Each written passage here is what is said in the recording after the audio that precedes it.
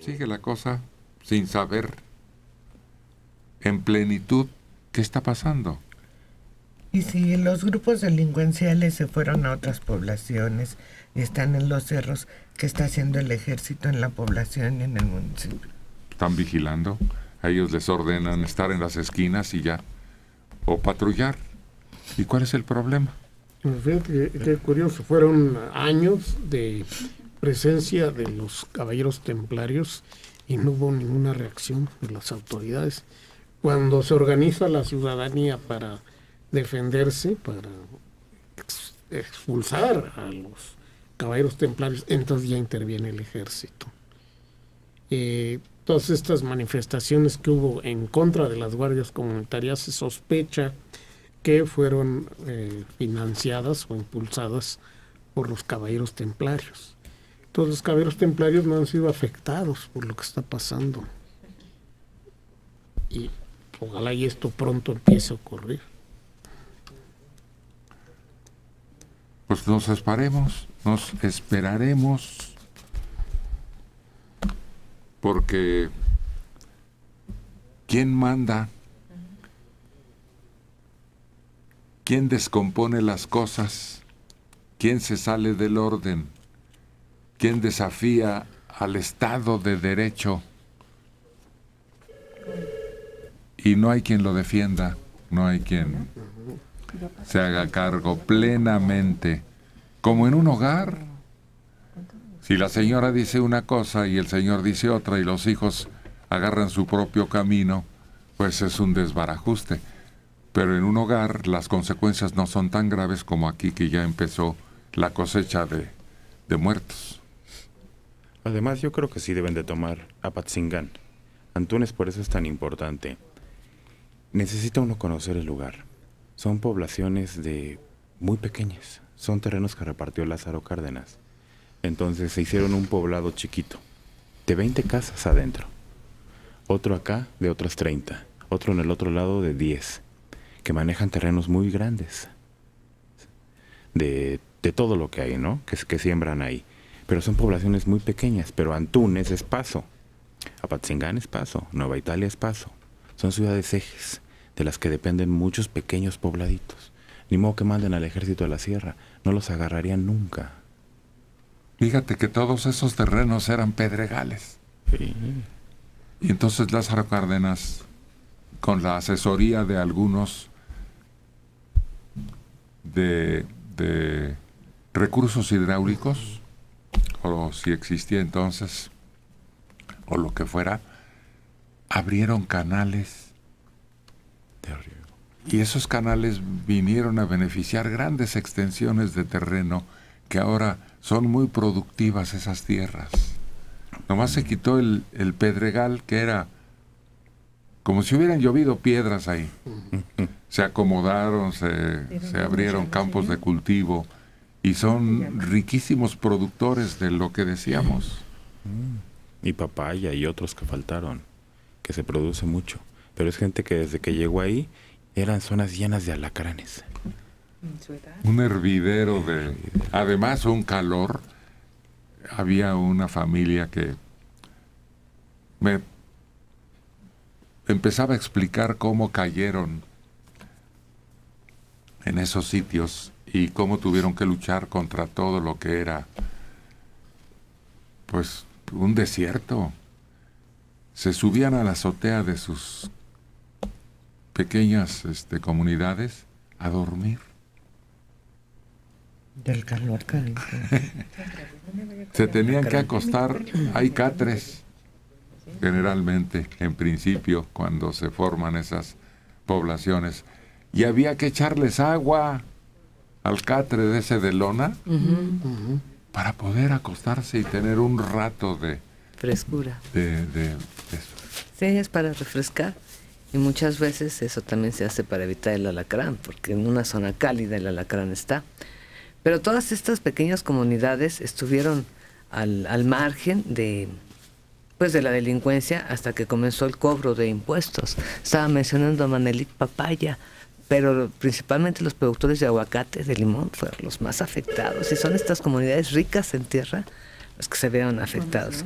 Yo no sé, una caricatura ayer muy cruel donde se ve la entrada del ejército a Apatzingán y se ve agazapados a un grupo de los templarios, de los caballeros templarios, y les grita el que va al frente de los militares: ya llegamos, muchachos, no se preocupen, los venimos a salvar.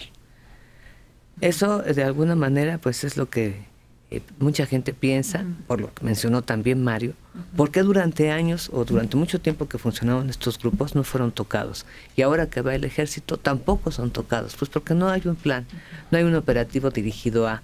Es la población organizada, la población civil, la productiva, la organizada, a la que están atacando, contra la que van.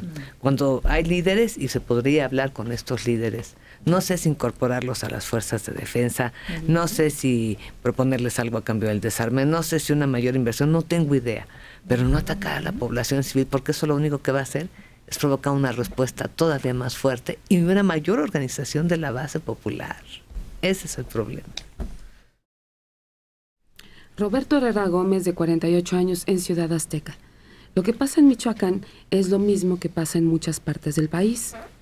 Las autoridades están coludidas con el crimen organizado. Los políticos, presidentes municipales, policías, son cómplices de narcotraficantes y criminales. Lo que pasa es que se hacen majes. Si verdaderamente hubiera un gobierno, acabaría con todo este tipo de componendas, porque los políticos en este país son peores que los mismos criminales. Por eso ocurrió el michoacanazo, porque estaban en colusión las fuerzas del mal con lo que se supone son fuerzas del bien, pero luego al final no pudieron concretar porque se cubrían unos a otros. Y efectivamente es que la corrupción ha llegado a su nivel más alto en este país. Y ya no sabemos en quién confiar.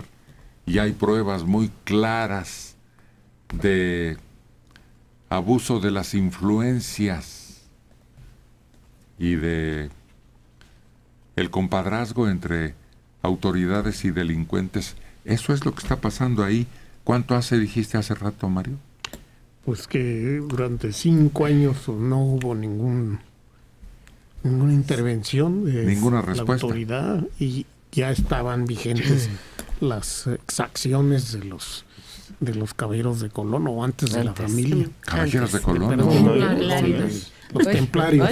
Los templarios y los de la familia, ¿no? Que se vuelve insoportable, sobre todo para la gente que pues es lo que llama las fuerzas económicas de cada región, ¿no? Sí, pero no es cierto que todos los políticos son así. Mira, hay mucha gente que regresa a su pueblo porque se fue a Estados Unidos, porque se fue a estudiar, por lo que usted quiera, y regresan y quieren entrar en un puesto público porque quieren hacer el bien.